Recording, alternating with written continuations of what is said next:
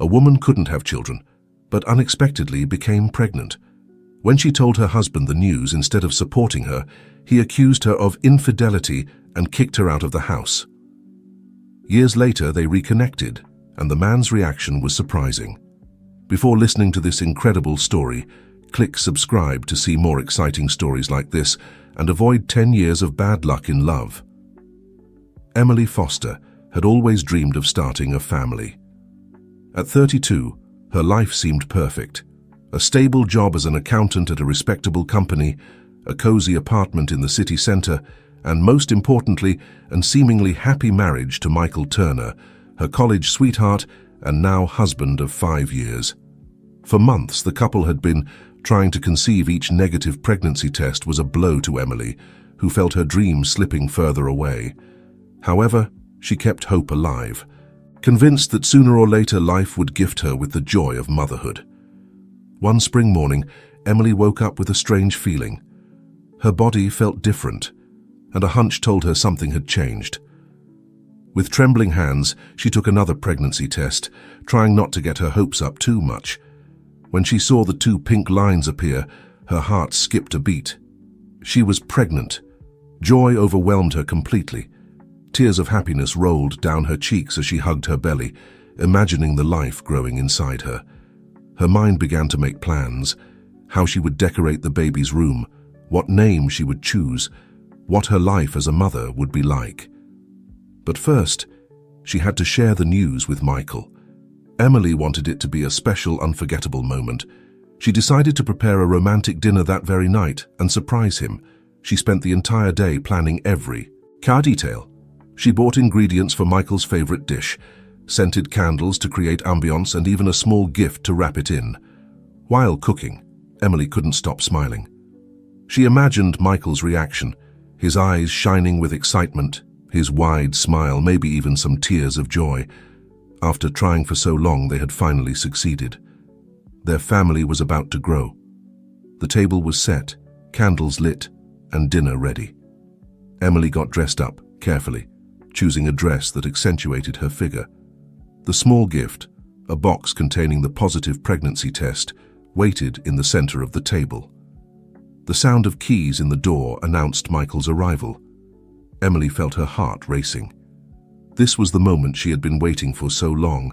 "Emily, are you home?" Michael's voice echoed through the apartment.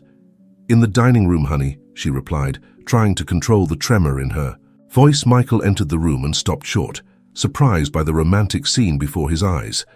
"What's all this?" he asked, with a mixture of curiosity and confusion on his face. Emily approached him, took his hands, and looked into his eyes, brimming with happiness. "I have a surprise for you," she said softly, "something we've been waiting for a long time." She guided him to the table and handed him the small gift. "Open it," she encouraged, barely containing her excitement. Michael unwrapped the package carefully, revealing the pregnancy test. For a moment, he stood motionless, staring at the object in his hands. Emily waited with anticipation, ready to receive his embrace, his kisses, his shared joy. But Michael's reaction was completely unexpected. His face darkened, and when he finally looked up at Emily, his eyes were filled with an emotion she had never seen before: distrust. "What does this mean?" he asked coldly, holding the test as if it was something repulsive. Emily, bewildered by his reaction, stuttered, It means we're going to be parents, Michael. I'm pregnant." The silence that followed was deafening. The tension in the air was palpable, and Emily felt her heart shrinking under her husband's accusing gaze. "Whose is it?" Michael's question fell like a bomb in the room. Emily stepped back, hurt and confused. "What do you mean? It's yours, of course. Who else's could it be?" Michael let out a bitter laugh. "Don't take me for a fool, Emily. We've been trying for months without success, and now suddenly you're pregnant. It can't be mine." Michael's words hit her like slaps. She couldn't believe what she was hearing. How could he doubt her? How could he accuse her of something so terrible? "Michael, please," Emily begged, with tears forming in her eyes. "You know I would never cheat on you. This baby is ours, the fruit of our love." But Michael seemed not to listen. his face contorted with rage with each word. "Liar! Who have you been cheating on me with? Your boss? Some co-worker?" Emily felt like the world was crumbling around her. The night that should have been the happiest of her life was turning into a nightmare. "Michael, please. Listen to me, I love you. I've never been unfaithful. This baby is yours, our miracle." But her words fell on deaf ears. Michael, blinded by jealousy and distrust, couldn't or wouldn't believe her. The argument escalated quickly, with increasingly harsh accusations from Michael and desperate pleas from Emily. Finally, in a fit of anger, Michael shouted, "I can't live with a liar. Get out of my house." Emily was paralyzed, unable to process what was happening. "Michael, you can't be serious. This is our home, not anymore." Michael interrupted her. "You have until tomorrow to pack your things and leave. I don't want to see you again." With those words, Michael left the apartment, slamming the door behind him. Emily collapsed on the floor, crying inconsolably. The dinner she had prepared with so much love was getting cold on the table, the candles slowly burning out, silent, witnesses to how her dreams had been shattered in a matter of minutes. That night, Emily didn't sleep between tears. She packed her belongings into suitcases, unable to believe her life had taken such a drastic turn. Dawn found her sitting on the couch, with her suitcases beside her, waiting for Michael to return, for it all to have been a nightmare. But Michael didn't come back. And when the clock struck 10 in the morning, Emily realized she no longer had a home with a broken heart and an uncertain future. She took her suitcases and left the apartment, closing the door behind her, not just to her home, but to the life she had known until that moment. As she walked the streets, with the weight of her suitcases and her broken heart, Emily wondered what she would do now. Pregnant, homeless, and apparently alone in the world, she faced the biggest challenge of her life. But in the midst of her pain, a small spark of determination began to burn inside her. For her baby, for the child growing in her womb, she would find the strength to carry on. What Emily didn't know at that moment was that this painful ending was, in fact, the beginning of an extraordinary journey. A journey that would lead her to discover an inner strength she didn't know she possessed, to face unimaginable challenges, and finally, to find a happiness and fulfillment she never thought possible. The days following Emily's expulsion from her home were a whirlwind of emotions and difficulties. With her limited savings, she managed to rent a small room in a modest neighborhood of the city. The space was tiny and depressing, but at least she had a roof over her head. However, the security of that temporary refuge was fragile. Emily knew she needed to find a job quickly if she wanted to keep the room and take care of her pregnancy. But the job search became a series of closed doors and looks of disapproval when she mentioned her condition. One particularly difficult morning, Emily found herself in front of the mirror, observing her reflection with tired eyes. Her hand instinctively rested on her belly, which was just beginning to show the first signs of her pregnancy. "Don't worry, little one," she whispered gently, caressing her abdomen. "Mommy will find a way to take care of you, I promise." With renewed determination, she went out to the street once again, resume in hand, ready to knock on every necessary door. But fate seemed to have other plans for her that day. As she walked down a busy street, a sudden dizziness forced her to stop. She leaned against the wall of a building, trying to regain her balance. It was then that a kind voice brought her out of her daze. "Are you all right, miss?" Emily looked up to find the concerned eyes of an older woman dressed in a cleaning uniform. The woman looked at her with genuine concern. I'm fine," Emily mumbled, although her paleness said otherwise. The woman, who introduced herself as Mrs. Thompson, insisted on taking her to a nearby cafe for some sugar. As they shared a coffee, Emily, overwhelmed by the kindness of this stranger, found herself telling her story. Mrs. Thompson listened with attention and compassion. When Emily finished her account, the older woman took her hands in hers. "My child," she said in a soft but firm voice, "life sometimes gives us difficult tests, but it never gives us burdens we cannot bear. You have more strength than you think." Those words, spoken with such conviction, touched something deep in Emily. For the first time in weeks, she felt she wasn't completely alone. Mrs. Thompson, moved by Emily's situation, offered her an opportunity. She worked for a cleaning company and knew they were looking for staff. It wasn't the office work Emily was used to, but it was an opportunity to earn an honest living. With gratitude and a little apprehension, Emily accepted. The next day, she found herself with a mop in her hands, cleaning offices on the night shift. The work was hard and the hours long, but Emily clung to it like a lifeline. However, as her pregnancy progressed, the work became increasingly difficult. The cleaning products made her nauseous, and the physical effort quickly exhausted her. One night, while cleaning the bathrooms of an office, the strong smell of disinfectants made her vomit violently. Trembling and sweating, Emily sat on the cold bathroom floor, silent tears running down her cheeks. In that moment of weakness, memories of her previous life assaulted her: her comfortable job as an accountant, her cozy apartment, the love she thought she had with Michael. It all seemed so distant now, like a dream from which she had abruptly awakened. But then, like a beacon in the darkness, she remembered Mrs. Thompson's words. "You have more strength than you think." Taking a deep breath, Emily stood up. She couldn't give up. Not now. Not when an innocent life depended on her. With renewed determination, she finished her shift and returned to her small room. That night, as she lay in her narrow bed, she made a decision. She couldn't go on like this. She needed to find a way to earn money that wouldn't put her health or her babies at risk. She then remembered her passion for crafting, a hobby she had set aside years ago. In college, she used to make bracelets and necklaces that she sold to her classmates. Could she pick that up again? It was a risky idea, but she felt it was worth trying. The next day, with the few savings she had left, she bought basic materials to make handcrafted jewelry. At night, after her cleaning shift, she would sit at the small desk in her room and create unique pieces, putting her whole heart into each one. At first, she sold her creations to her co-workers and at small local markets on weekends. Little by little, her reputation began to grow. Her unique designs and the quality of her work caught the attention of more and more people.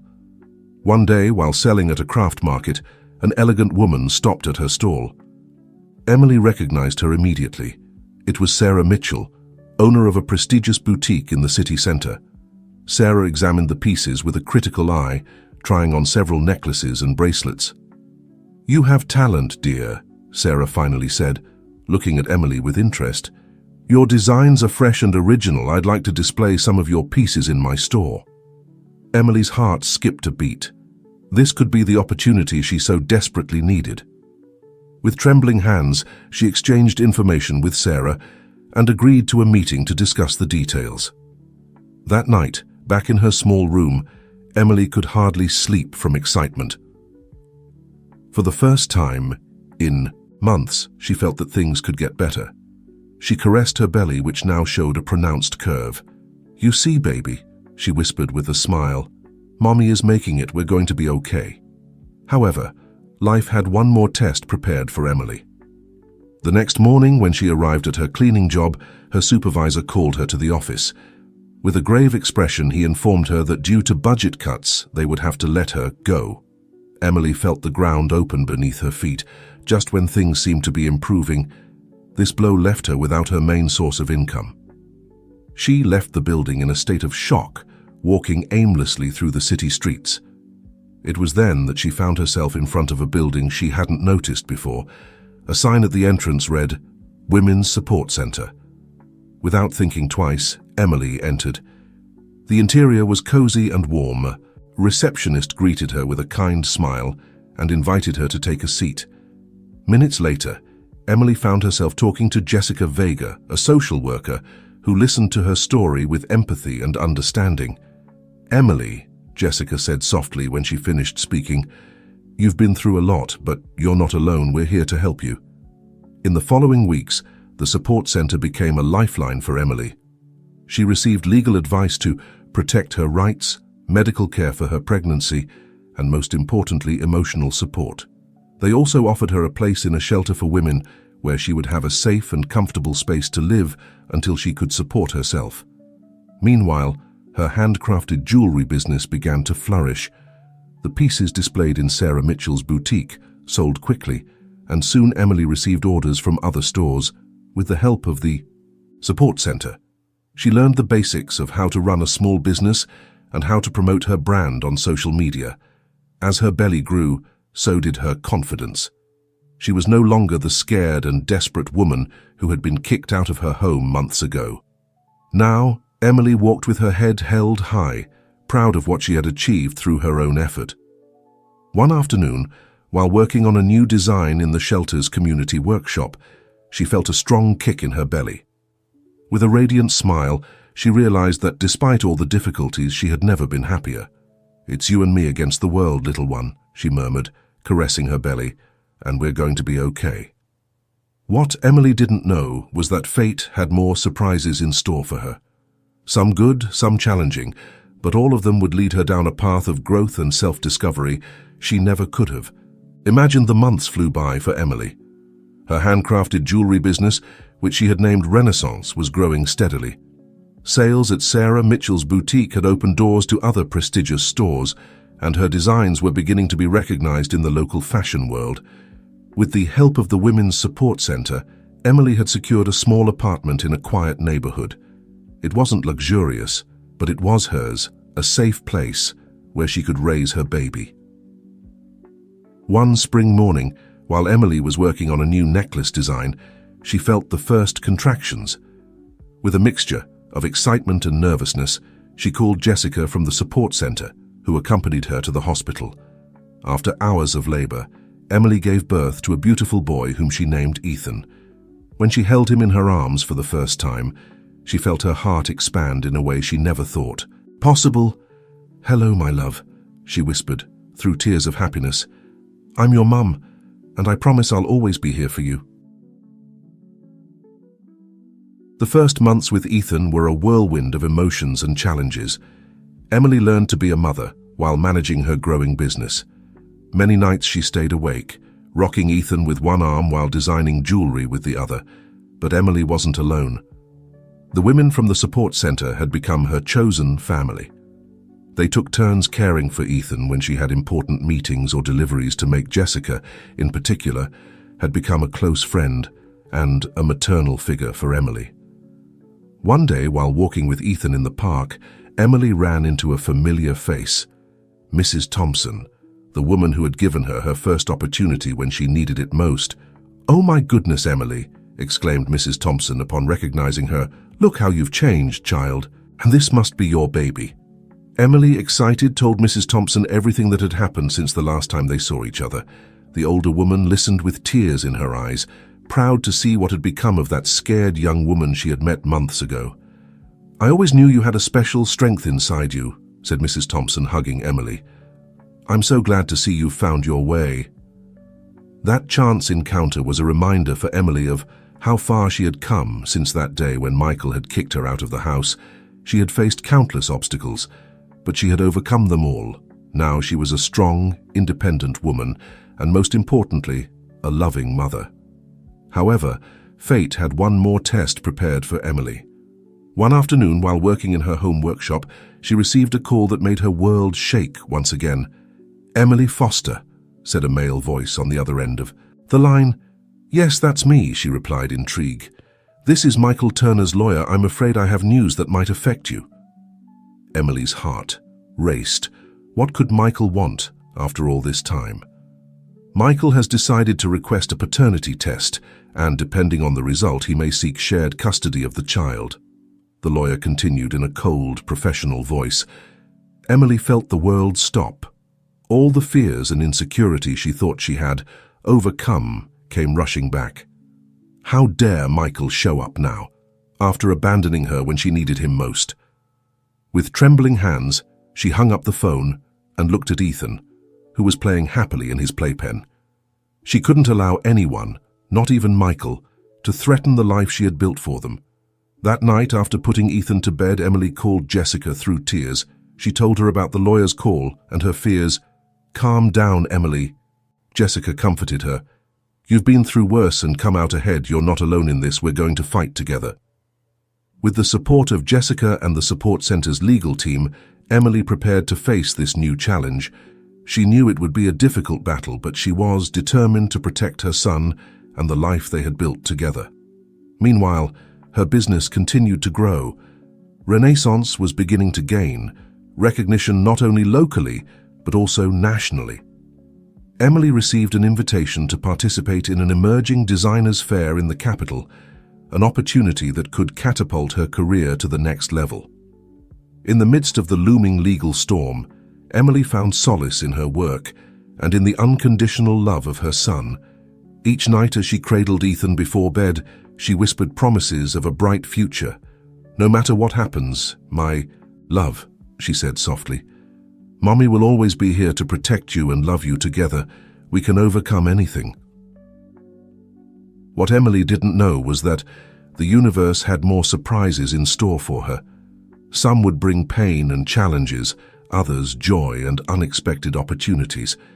But with each twist of fate, Emily would discover new layers of strength within herself, transforming into an even more resilient and powerful version of herself. The following months were a whirlwind of emotions and challenges for Emily. On one hand, her Renaissance business was flourishing beyond her expectations. The emerging designers fair in the capital had been a resounding success. Her unique designs, which blended traditional techniques with a modern touch, had caught the attention of important figures in the fashion industry. On the other hand, the legal battle with Michael consumed much of her emotional energy. Each visit to the courthouse, each meeting with lawyers, was a painful reminder of the past she had fought so hard to overcome. One afternoon, after a particularly tense hearing, Emily found herself walking aimlessly through the city streets. Her steps led her to a small park, where she used to go with Michael during their dating days. She sat on a bench, letting the memories flood over her. It was then that a familiar voice pulled her from her thoughts. "Emily, is that you?" She looked up to find Jason Mendoza, her childhood best friend. She hadn't seen him in years, since he moved to another city to study medicine. "Jason," she exclaimed, surprised and happy to see a friendly face. "What are you doing here?" "I just moved back to the city," he replied, sitting down next to her. "I finished my specialization and got a position at the Central Hospital." They talked for hours, catching up on their lives. Emily found herself telling him everything. Her marriage to Michael, the pregnancy, the abandonment, her struggles and triumphs. Jason listened attentively, his eyes full of understanding and something else that Emily couldn't quite decipher. "I always knew you were strong, Em," said Jason, using her childhood nickname. "But what you've accomplished, it's simply incredible." Those words, spoken with such sincerity, touched something deep within Emily. For the first time in a long time, she felt that someone really saw her, not as a victim or a story of overcoming adversity, but as the complex and multifaceted person she was. From that day on, Jason became a constant presence in Emily and Ethan's life. He was there to take care of the little one when she had to work late. He accompanied her to the courthouse, hearings, and he celebrated every small triumph of her business. Meanwhile, the legal battle with Michael reached its climax. The day of the paternity test had arrived. Emily awaited the results with a mixture of anxiety and determination. When the envelope was opened in the judge's office, the truth was revealed. Ethan was, without a doubt, Michael's son. Michael's face showed a mixture of emotions, surprise, regret, and something that seemed to be shame. Emily, for her part, held her head high. She knew this was just the beginning of a new phase in her battle. "I want to be part of my son's life," said Michael, his voice broken with emotion. "I know I made a terrible mistake, Emily. I don't expect you to forgive me, but please give me a chance to get to know Ethan." Emily felt a storm of emotions inside her. Part of her wanted to scream, to remind Michael of all the pain he had caused. But another part, the part that had grown and matured through her struggles, knew that resentment would only bring more pain. "Ethan deserves to know his father," she finally said, her voice firm but not cruel. "But things will be on my terms. "We've built a life without you, Michael. If you want to be part of it, you'll have to prove that you've changed." The following months were a delicate balancing act. Emily allowed supervised visits, carefully observing how Michael interacted with Ethan. To her surprise, Michael seemed genuinely remorseful and dedicated to building a relationship with his son. Meanwhile, the relationship between Emily and Jason continued to blossom. Although neither of them had said it out loud, they both felt that something special was growing between them.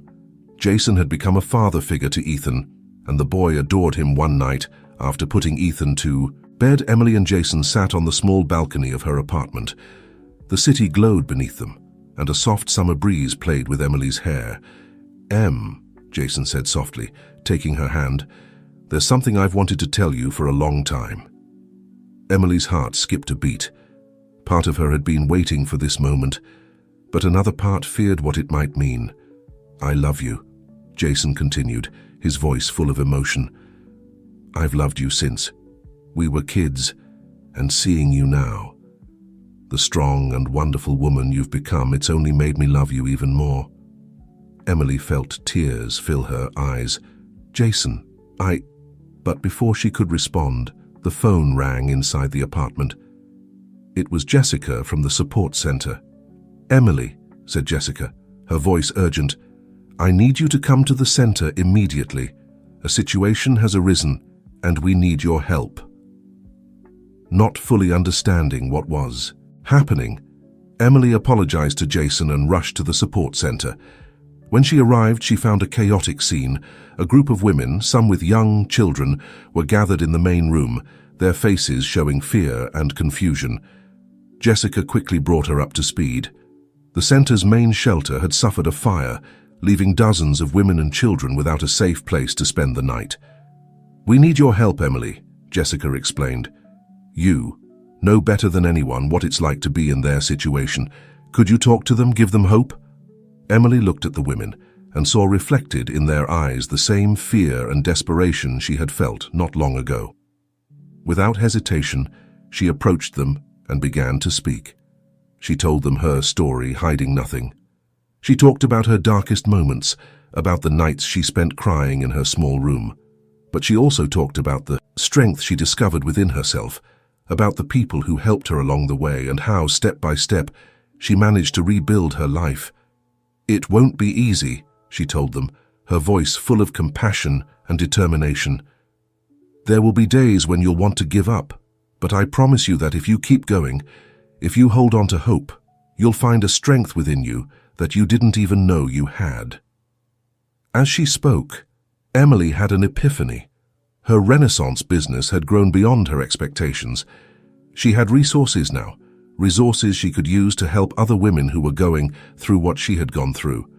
"I have a proposal," she said, turning to Jessica. "What do you think about turning Renaissance into more than just a jewelry brand? We could create a cooperative, teach these women to make crafts, give them a means to earn a living." Jessica's eyes lit up with the idea. "Emily, that's brilliant. It could change so many lives." In the weeks that followed, Emily worked tirelessly to make her vision a reality. She converted part of her workshop into a teaching space where women from the center could learn to make jewelry and other crafts. With the help of Sarah Mitchell and her contacts in the fashion industry, she managed to secure orders that would keep the cooperative running. Seeing these women, many of whom had arrived broken and desperate, find a purpose and regain their confidence, filled Emily with indescribable joy. She knew she had found her true calling, not just creating beauty with her hands, but helping other women rebuild their lives. However, the success of the cooperative brought new challenges.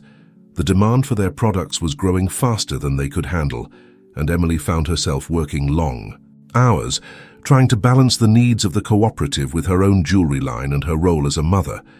It was in the midst of this whirlwind of activity that Michael reappeared in her life in an unexpected way.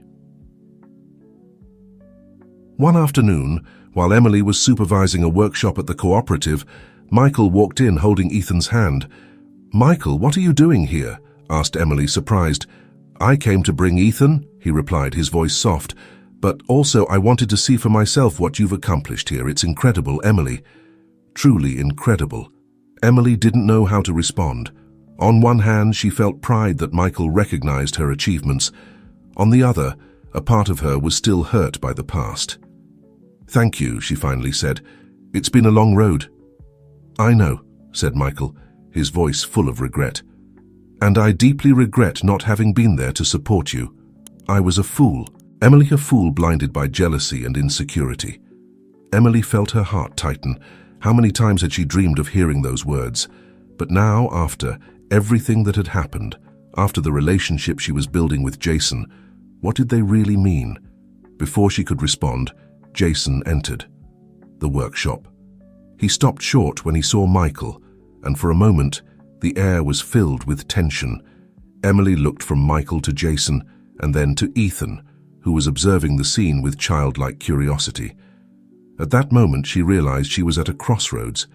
The decisions she would make now would not only affect her life, but also that of her son and the women who depended on the cooperative. With her heart beating strongly, Emily knew that the time had come to face her past, decide her future, and finally close a chapter of her life to be able to write a new one.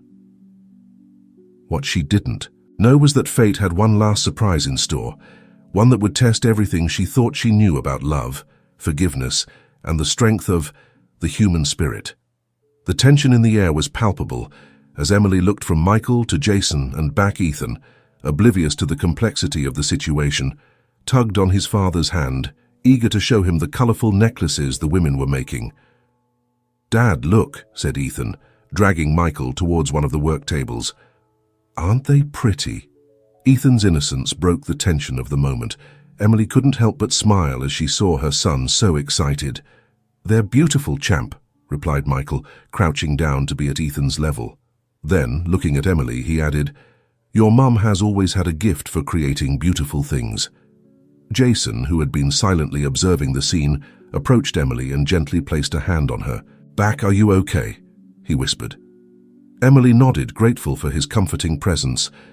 "Yes, thank you," she replied quietly. Michael stood up, his gaze alternating between Emily and Jason. For a moment, it seemed like he was going to say something, but then he slightly shook his head. "I should go," he finally said. "Thank you for letting me see this, Emily. It's truly inspiring what you've accomplished here."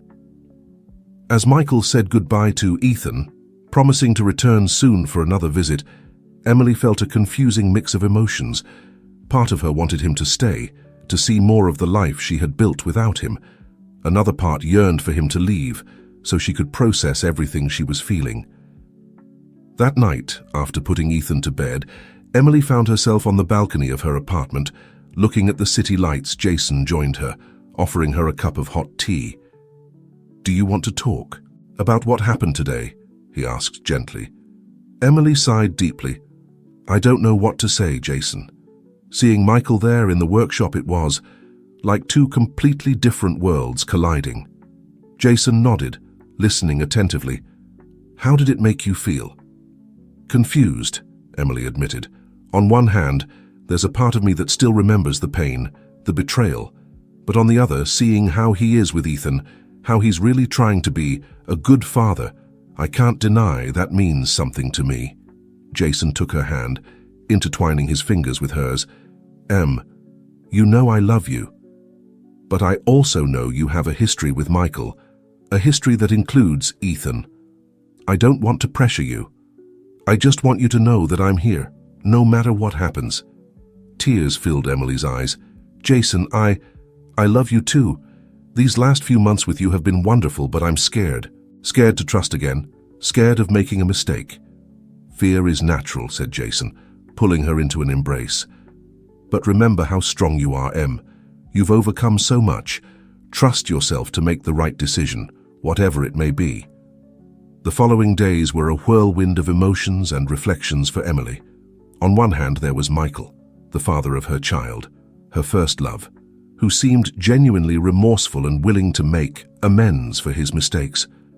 On the other hand, there was Jason, her childhood best friend, who had been by her side in the most difficult moments and with whom she felt a deep and sincere connection. In the midst of her personal dilemma, the Renaissance Cooperative continued to grow. More women joined, learning not only to create beautiful jewelry pieces, but also to regain their self-esteem and independence. Emily immersed herself in the work, finding comfort in helping others rebuild their lives. One afternoon, while supervising a new design workshop, Emily received an unexpected call. It was Sarah Mitchell. "Emily, dear," said Sarah, her voice full of excitement, "I have wonderful news. Remember that investor I told you about? He's fascinated with the concept of Renaissance. He wants to finance a national expansion. You could open workshops all over the country, help thousands of women." Emily's heart skipped a beat. It was an incredible opportunity, a dream come true, but it would also mean more responsibilities, more time away from Ethan. "It's a wonderful offer, Sarah," said Emily, trying to keep calm. "Can I have a few days to think about it?" "Of course, dear, but don't take too long. Opportunities like this don't come every day." That night, Emily couldn't sleep. Her mind was racing, weighing all her options. Expanding Renaissance would mean being able to help more women, create an even greater impact. But it would also mean less time for Ethan, less time to resolve her personal situation. As she watched her son sleep peacefully, Emily made a decision. She needed clarity, and she knew exactly where to find it. At dawn, after leaving Ethan in Jessica's care, Emily drove to the outskirts of the city. She arrived at a small country house surrounded by a lush garden. It was Mrs. Thompson's home, the woman who had given her her first opportunity when she needed it most. Mrs. Thompson welcomed her with open arms, as if she had been expecting her visit. "Ah, my child," she said with a warm smile. "I knew you would come. Come, let's have some tea and talk." Seated on the porch with the scent of flowers filling the air, Emily told Mrs. Thompson everything. Michael's return, her relationship with Jason, the offer to expand Renaissance. Mrs. Thompson listened attentively, nodding occasionally.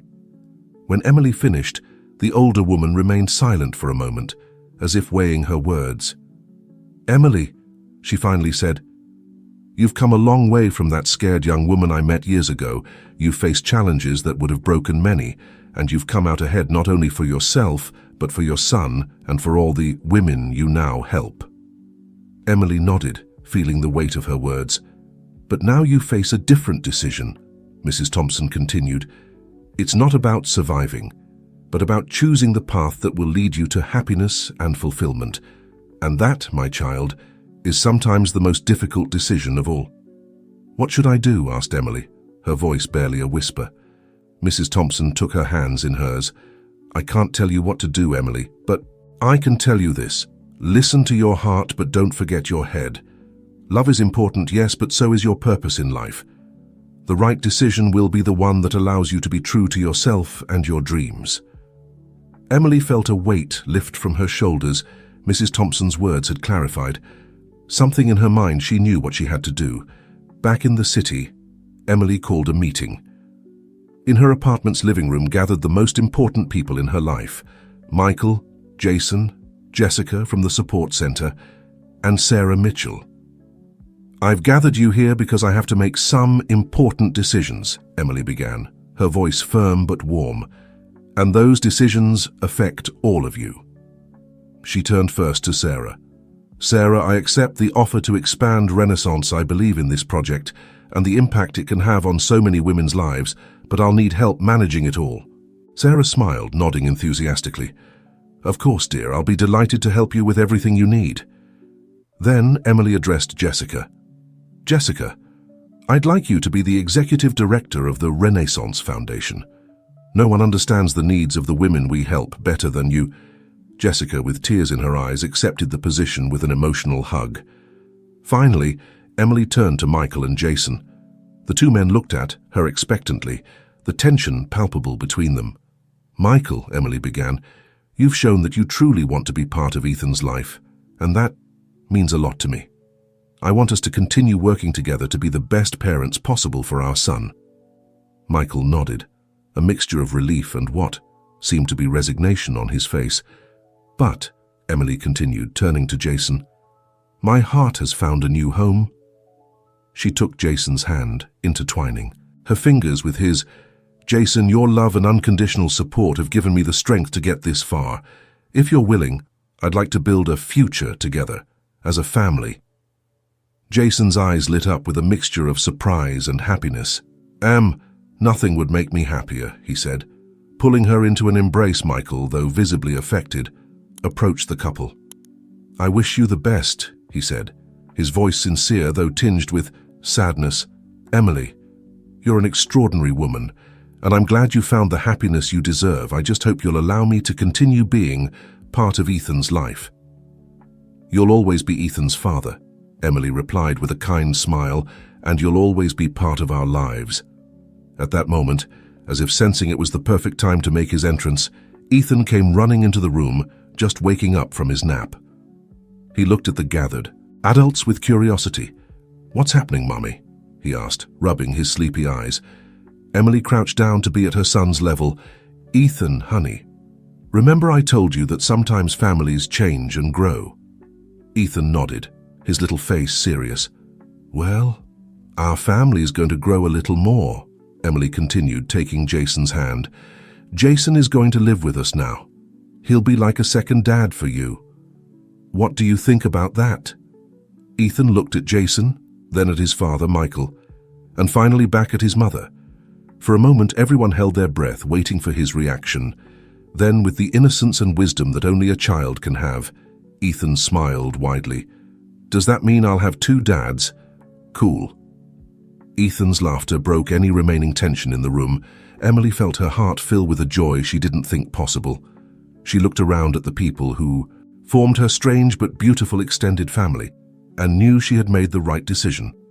That night, while Jason and Ethan played in the living room, Emily stood on the balcony, looking at the city that had once seen her at her lowest point. Now, that same city was witness to her triumph, not just in business, but in life and love. "Renaissance," she murmured to herself, savoring the word. It was no longer just the name of her business. It was the story of her life. She had been reborn from the ashes of despair, and now she was ready to help other women do the same. With a smile on her lips and her heart full of hope, Emily turned towards the inside, towards her family, towards her future. The road wouldn't be easy, she knew, but she was ready to face any challenge that life might present her, because now she knew with unshakable certainty that no matter how dark the night, there's always a new dawn waiting. And with love, determination, and a little faith, any woman can be reborn and flourish, just as she had done. The months that followed were a whirlwind of changes and new beginnings for Emily and her family. The expansion of Renaissance was in full swing, with new workshops opening in different cities across the country. Jessica, in her role as executive director, managed the foundation with a mixture of compassion and efficiency that made Emily feel she had made the right decision. Meanwhile, Emily's family life found a new balance. Jason moved in with them, and although there was an adjustment period at first, a comfortable and loving routine was soon established. Ethan, true to his word, was delighted to have two dads, and both Jason and Michael strived to maintain a cordial relationship for the sake of the child one Sunday afternoon. While the extended family, including Michael, was enjoying a barbecue in the garden of their new house, a gift Emily had allowed herself with the success of Renaissance, Emily found herself observing the scene with a mixture of amazement and gratitude. Jason was at the grill, laughing at something Ethan was telling him, while Michael helped the boy fly a kite. Jessica and Sarah, who had become an integral part of their circle, chatted animatedly about the Foundation's latest projects. "What are you thinking about?" Jason asked, approaching her with a plate of food. Emily smiled, leaning against him. "How lucky I am. How life can take so many turns." Jason kissed her softly on the forehead. "You deserve it all, Em. You've worked hard to get here." As the afternoon progressed, Emily noticed that Michael seemed somewhat distracted. When Ethan went to play with some neighbors, she approached her ex-husband. "Is everything okay, Michael?" she asked with genuine concern. Michael seemed to hesitate for a moment before responding. "Yes, it's just that I've been thinking a lot lately. Seeing everything you've accomplished, how you've helped so many women, it makes me want to do something more with my life." Emily looked at him curiously. What do you have in mind? I've been researching rehabilitation programs for men who have been abusive in their relationships, Michael said, his voice low but firm. I'm thinking of starting a support group to help other men recognize their mistakes and change, like I did. Emily felt a wave of emotions, surprise, pride, and a touch of nostalgia for what could have been. That's wonderful, Michael. I think you could do a lot of good. Thank you, said Michael, a small smile forming on his lips. In fact, I was wondering if Renaissance would be interested in collaborating in some way. It could be a natural extension of its mission. Emily nodded, her mind already working on the possibilities. That's an excellent idea. I'll talk to Jessica and Sarah about it. As they rejoined the group, Emily realized that this was another type of Renaissance. Michael's finding a purpose and a way to redeem himself. The following weeks brought more changes and challenges. The expansion of Renaissance meant that Emily had to travel frequently, overseeing the opening of new workshops and ensuring that the foundation's mission and values were maintained in each new location. Although she loved her work and felt deeply satisfied seeing how it positively impacted so many women's lives, the constant travel began to take its toll. She missed Ethan and Jason, and sometimes wondered if she was doing the right thing by spending so much time away from home one night. After returning from a particularly exhausting trip, Emily found Jason waiting for her in the living room, a serious expression on his face. We need to talk, he said, patting the seat next to him on the couch. Emily's heart skipped a beat. Had she done something wrong? Was Jason tired of her constant absence? What's going on? She asked, sitting down next to him. Jason took her hands in his. I've been thinking a lot lately about us, about Ethan, about Renaissance, and I think it's time to make some changes. Emily held her breath, preparing for the worst. I want to leave my job at the hospital, Jason continued. I'd like to join Renaissance full-time. Emily blinked, surprised. But Jason, you love your work as a doctor. I can't ask you to give that up for me. Jason smiled, caressing her cheek. You're not asking, Em, it's what I want to do. I've seen the impact Renaissance has on people's lives, and I want to be part of that. Besides, he added with a wink, someone has to stay home with Ethan when you're traveling. Tears filled Emily's eyes. Are you sure? I've never been more sure of anything in my life, Jason replied. We're a team, Em, in life and in work. That night, lying in bed with Jason by her side, Emily reflected on how far she had come. From that terrible night, when Michael kicked her out of the house, to this moment, surrounded by love and purpose. She had faced her fears, overcome seemingly insurmountable obstacles, and in the process had helped countless women do the same. But as she drifted off to sleep, Emily had no idea that fate had one last test in store for her, a test that would shake the foundations of everything she had built and force her to confront a truth she had kept buried deep in her heart. The sun was barely peeking over the horizon when Emily received the call that would change everything. It was Jessica, her voice tense and urgent. Emily, I need you to come to the center immediately, Jessica said, her voice tense and urgent. Something has happened, something you need to see for yourself. With her heart racing, Emily quickly got dressed and headed to the support center, leaving a note for Jason explaining the situation. When she arrived, she found Jessica waiting for her at the entrance, her face pale and worried. What's going on, Jessica? Emily asked, anxiety growing inside her. Jessica guided her to her office in silence. Once inside, she closed the door and turned to Emily with a grave expression. This morning, a woman came to the center seeking help. Her story, Emily. Her story is identical to yours. Emily frowned, confused. What do you mean? Jessica took a deep breath before continuing. She was abandoned by her husband when she was pregnant. He accused her of infidelity, denied that the baby was his. He kicked her out of the house, leaving her with nothing. A chill ran down Emily's spine. But that can't be. It's a coincidence, right? Jessica slowly shook her head. There's more. Her husband's name is Michael Turner. The world seemed to stop around Emily. She felt dizzy, as if the floor beneath her feet had turned to quicksand. No, it can't be. There must be a mistake. I'm afraid not, Jessica said softly. The woman brought documents, photos. It's him, Emily, and there's more. Jessica paused as if gathering strength to continue. Apparently, you're not the first nor the second we've been investigating since she arrived. And it seems Michael has a pattern. He's done this before several times. Emily collapsed into a chair, her mind spinning. How was this possible? Michael, the man who had been her first love, the father of her child, the man who seemed to have redeemed himself, was it all a lie? Where is she? Emily finally asked, her voice barely a whisper. Jessica led her to an adjoining room. There, sitting on a sofa, was a young woman, no older than 25, with a visibly pregnant belly. When she looked up, Emily saw in her eyes the same fear and desperation she herself had felt years ago. Hello, Emily said softly, sitting next to the woman. I'm Emily. I'm here to help you. The woman, who introduced herself as Olivia, began to tell her story through tears. Every word was like a dagger in Emily's heart. The story was indeed identical to hers.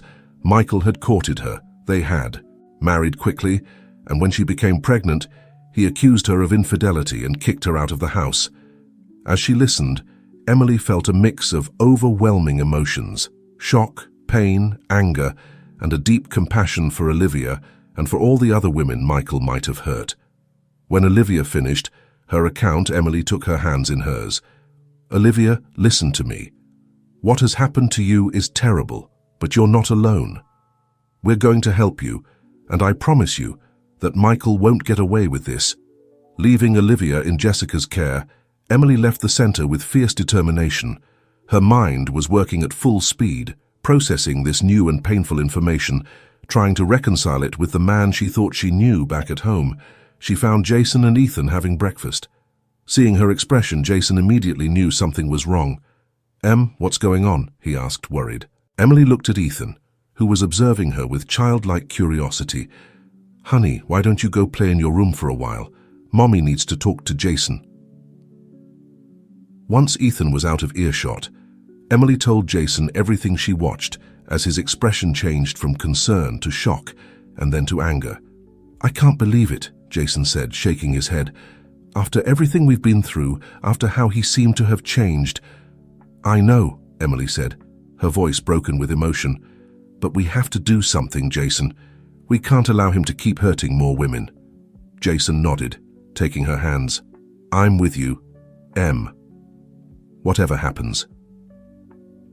The following days were a whirlwind of activity. Emily, with the support of Jason and the Renaissance legal team, began to investigate Michael's past. What they discovered was devastating. At least 5 more women in different cities, all with similar stories. Emily felt torn on one hand. She was furious and determined to seek justice on the other. She feared the impact this would have on Ethan. How would she explain to her son that his father wasn't the man they thought he was? As she struggled with these emotions, Emily received another unexpected call. It was Sarah Mitchell. "Emily, dear," Sarah said, her voice tense. "I just found out about Michael. There's something you need to know." Emily's heart raced. What else could there be? "Years ago, before I met you," Sarah continued, "Michael briefly worked for me. I fired him because I discovered he was embezzling funds from the company. I never reported him because he threatened to reveal compromising information about my family. I'm so sorry, dear, I should have told you before." Emily was left speechless. Each new revelation seemed to open a deeper abyss of deceit and manipulation. That night, while Ethan slept, Emily and Jason discussed their options. It was clear they had to act, but how to do it without completely destroying Ethan's life? "Maybe we should talk to Michael first," Jason suggested. "Give him a chance to explain himself, to do the right thing." Emily nodded slowly. "You're right, but I won't go alone. I want you to be with me." The next day, they summoned Michael to a neutral cafe. When he arrived, his carefree smile faded upon seeing Emily and Jason's serious expressions. "What's going on?" he asked, sitting across from them. Emily took a deep breath, looking him directly in the eyes. "Michael, we know everything about Olivia, about the other women, about the fraud in Sarah's company." The color drained from Michael's face. For a moment it seemed like he was going to deny everything, but then his shoulders slumped, and an expression of defeat crossed his face. I don't know what to say," he mumbled. "The truth would be a good start," Jason said, his voice hard. Michael looked at them, his eyes filled with a mixture of shame and desperation. "It's all true," he finally admitted. "I've done terrible things, I've hurt so many people, I don't expect you to forgive me. But please, please don't keep me away from Ethan. He's the only good thing I've done in my life." Emily felt her heart breaking into 1,000 pieces. This man whom she had once loved, whom she had allowed back into their lives, had turned out to be a monster. And yet, he was the father of her child. "This is what's going to happen," Emily said, her voice firm despite the tears threatening to fall.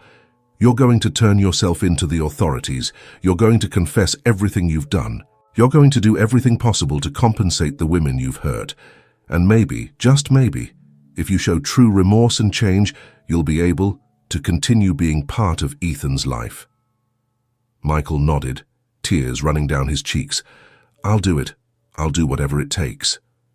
As they watched Michael leave the cafe, Emily leaned against Jason, feeling the weight of everything that had happened. "What are we going to tell Ethan?" she asked, her voice breaking with emotion. Jason hugged her tightly. "The truth, Em, we'll tell him with love and support him in everything he needs together, as a family." Emily nodded, finding strength in Jason's love and support. She knew the coming days would be difficult, but she also knew that together they could overcome anything. As they walked back home, Emily reflected on how this revelation, as painful as it was, also represented an opportunity. An opportunity to heal old wounds, to close a chapter of her life once and for all, and to help other women who might have been Michael's victims. With each step, Emily felt she was freeing herself from a weight she didn't even know she was carrying. The road ahead would be difficult, but she was ready to face it, because now she knew more than ever that her true strength didn't come from a man or a relationship, but from within herself. And with that strength, she was ready to face any challenge the future might bring. In the weeks that followed, Emily threw herself into action. With the help of Jessica and the Renaissance legal team, they began to contact all the women they had identified as Michael's victims. Each story was heartbreaking, but Emily was determined to provide support and justice to each of them.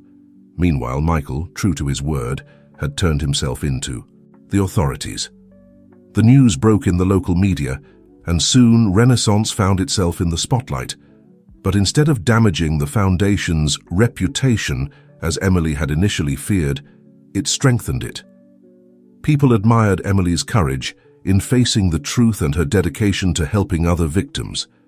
The hardest part, as Emily had anticipated, was explaining the situation to Ethan.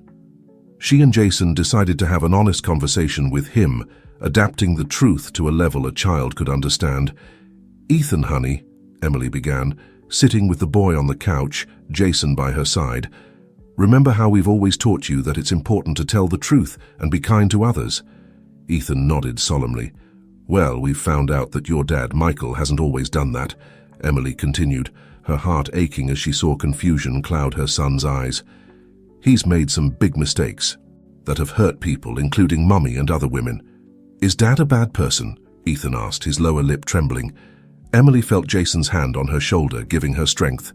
"No, honey, your dad isn't a bad person, but he's done bad things, and now he has to face the consequences of those actions. That means he might have to go away for a while." "But will I still be able to see him?" Ethan's voice was small and scared. "We'll do our best to make sure you can if that's what you want," Jason interjected gently. "But for now, things might be a little different. What's important is that you know that your mum and I love you very much, and we're here for you, no matter what." Ethan nodded, tears in his eyes. Emily pulled him into a tight hug, her own eyes wet. "We're going to get through this together, my love, I promise." As difficult as that conversation was, Emily felt a sense of relief afterwards. The truth was out, and now they could begin to heal and move forward. In the months that followed, Renaissance expanded its mission. In addition to helping women rebuild their lives after abuse, they started a program specifically designed to support children affected by domestic violence. Ethan, showing a maturity beyond his years, even suggested some ideas for how to help kids like him understand and cope with complex family situations. Emily's personal life also underwent changes. Her relationship with Jason deepened, their shared experiences and mutual support strengthening their bond.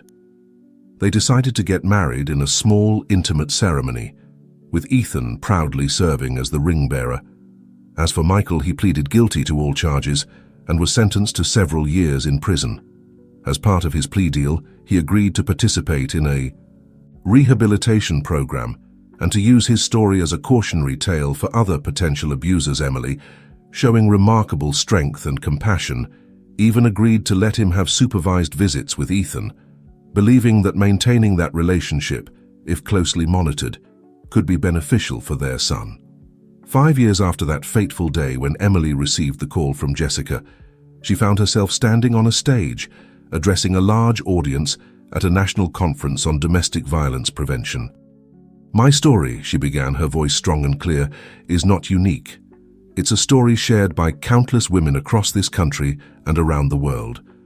But what I want you to take away today is not the pain, not the betrayal, but the power of resilience, the strength of community, and the possibility of rebirth." She paused, looking out at the sea of faces, many of whom she knew had their own stories of survival. Renaissance isn't just the name of our foundation, it's a promise that no matter how dark things seem, there is always the possibility of a new dawn. Each of us has the power to rise from the ashes of our past and create something beautiful and meaningful. As she continued her speech, Emily felt a profound sense of gratitude. For all the pain she had endured, for all the challenges she had faced, she wouldn't change a thing, because every step of her journey had led her here, to a place where she could make a real difference in the world. Later that evening, as she tucked Ethan into bed, her son looked up at her with eyes full of admiration. "Mom, when I grow up, I want to help people like you do." Emily felt her heart swell with pride and love. "You already do, sweetheart," she said, kissing his forehead. "Every day, just by being you, you make the world a little bit better." As she closed Ethan's bedroom door and walked into Jason's waiting arms, Emily knew that her renaissance wasn't just a one-time event. It was an ongoing process, a daily choice to keep growing, learning, and loving. And with her family by her side, and a mission that gave her life purpose, she was ready for whatever new chapters life had in store. For Emily Foster, formerly Emily Turner, had learned the most valuable lesson of all, that true strength comes from within, and that with love, determination, and a little faith, anyone can write their own story of rebirth and triumph.